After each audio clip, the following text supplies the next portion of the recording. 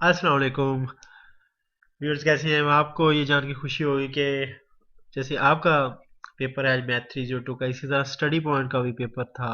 Math 302 का study point ने पहले अपना पेपर अटेम्प्ट कर लिया, उसकी फाइल 1 बना के अपलोड कर दी है और अल्हम्दुलिल्लाह हमारी कैलकुलेशन के मुताबिक उसके पूरे मार्क्स आने चाहिए 30/30।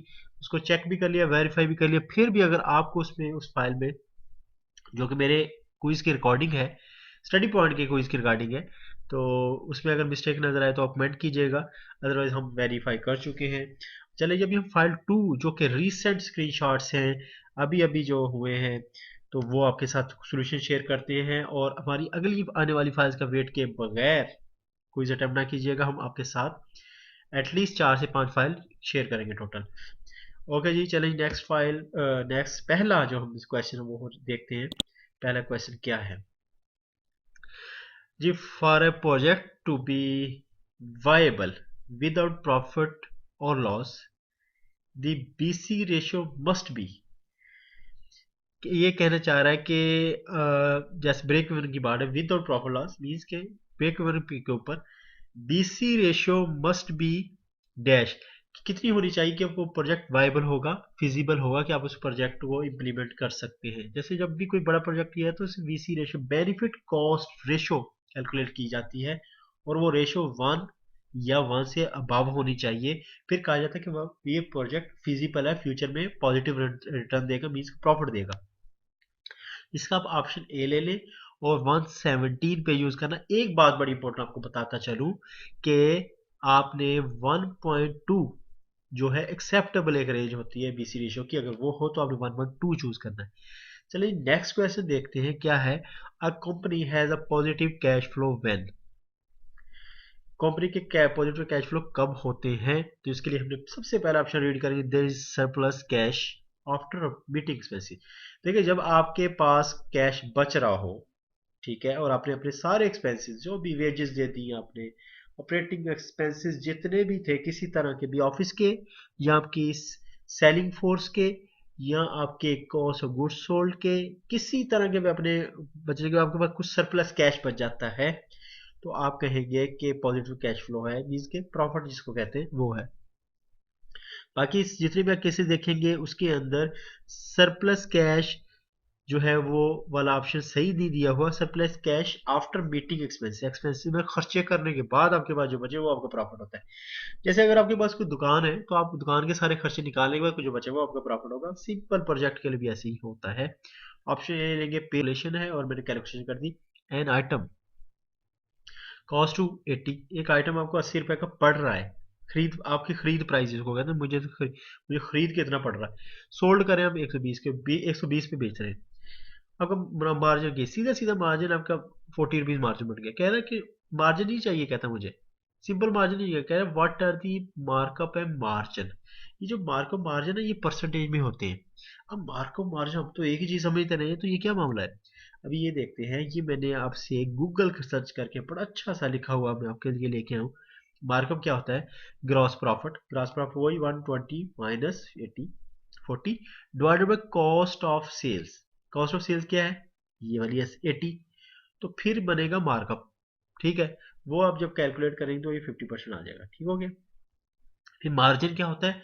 वही ग्रास प्रॉफिट 40 वाला, और डिवाइड कर देंगे सेल प्राइस से, ये वाली सेल। ठीक है, तो आपने क्या आ जाएगा फिर? 33.33% आ जाएगा। ऑप्शन सी लेंगे हम इसका, और ये फार्मूले को हम रट्टा लगा लेंगे।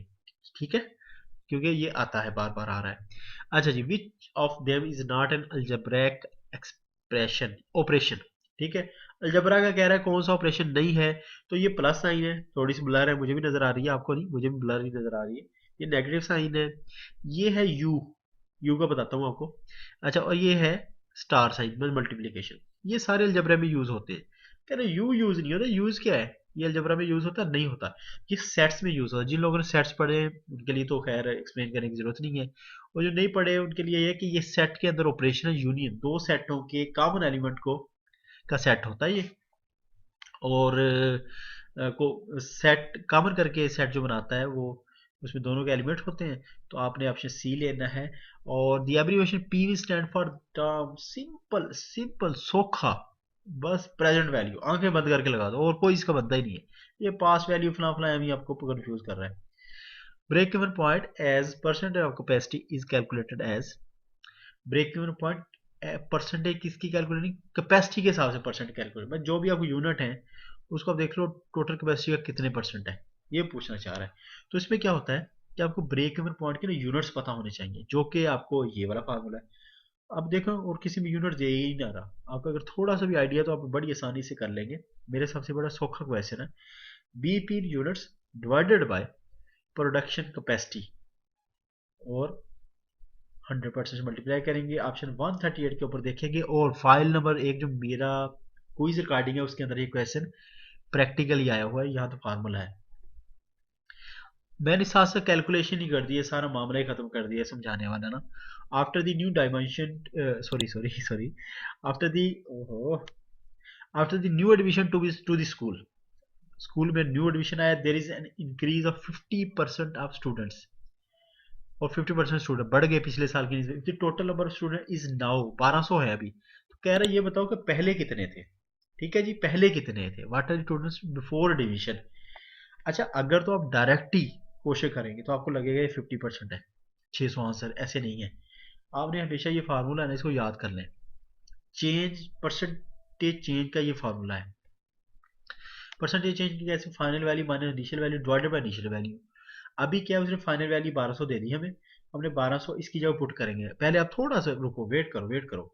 अभी मैंने इनिशियल वैल्यू को ना सिंपलिसिटी, क्योंकि इनिशियल वैल्यू हमने फाइंड करी, मैंने एक्स लिख दिया, इधर भी एक्स लिख दिया। ठीक है, ये एक्स में इसको लिखा था, ये दूसरी तरफ आ गया, स्टार हो गया। दूसरी फाइनल वैल्यू माइनस एक्स लिख दिया। ठीक, कुछ नहीं किया, इनिशियल वैल्यू को रिप्लेस किया एक्स के साथ। फिर एक्स दूसरी तरफ जब आया तो हमने एक्स की वैल्यू, ये परसेंटेज चेंज हमें दी थी उसने, क्या, ये 50%, तो मैंने इसको 0.5 लिखा, और साथ एक्स कौन सा आया, ये जो एक्स ये वाला था।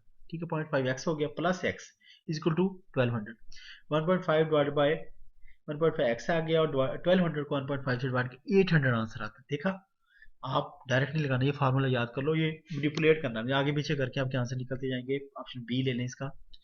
What does Excel formula does, देखिए जी आपको अभी कंफ्यूज कर रहा है बिला वजह।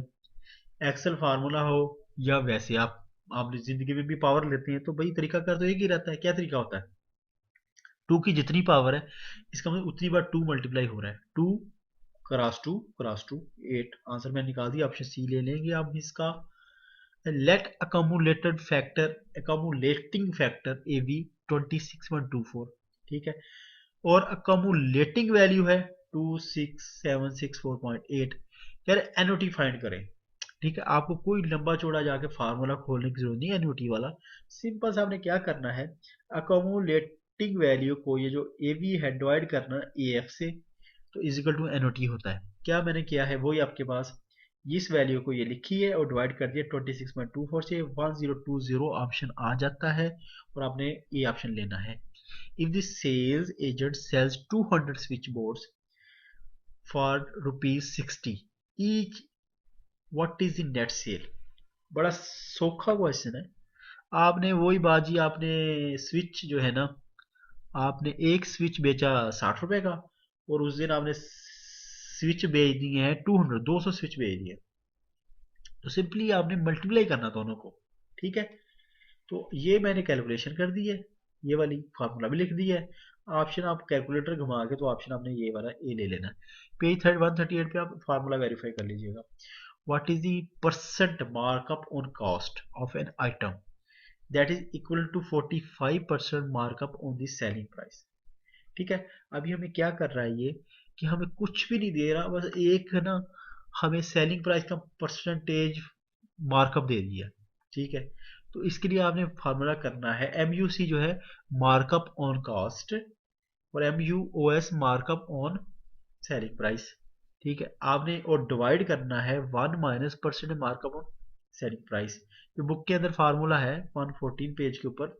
0.45 इसको फ्रैक्शन में कन्वर्ट किया, 0.45 आ गया।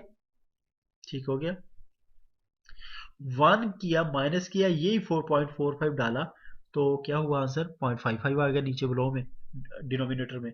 0.45 का डेसिमल पॉइंट एक ही जगह पे है, बराबर पे है, तो आप कैंसिल करेंगे, 45 डिवाइडेड 81.8 फाइनल आंसर आ जाएगा। अच्छा जी, given principal rupees 2000, principal amount है 2000, कंपाउंड इंटरेस्ट है रुपीज 928, नंबर ऑफ ईयर 4 है, रेट ऑफ इंटरेस्ट 10% है, कंपाउंड अमाउंट विल बी। अच्छा, ये इसने ऐसे ही आपको ना कंफ्यूज करने की कोशिश की है। आपने क्या करना है, सिंपल सिंपल आपने क्या करना है, आपके प्रिंसिपल अमाउंट में जब इंटरेस्ट जमा कर लेते हैं तो कंपाउंड अमाउंट हो जाती है कि टोटल आपने 4 साल में पे कितनी करनी है। लिया आपने, लोन मिला 2000 का, 4 साल में बाकी का इंटरेस्ट लगा 928 रुपये, टोटल कितने पे करने हैं, उन दोनों को प्लस कर दो बस। ये 2928 आंसर है, ऑप्शन सी पेज 55 पे वेरीफाई कर सकते हैं। और ये वाला फार्मूला भी यूज होगा, compound interest is equal to S minus P. ठीक है, ये इसकी वजह से ये हमने निकाला है।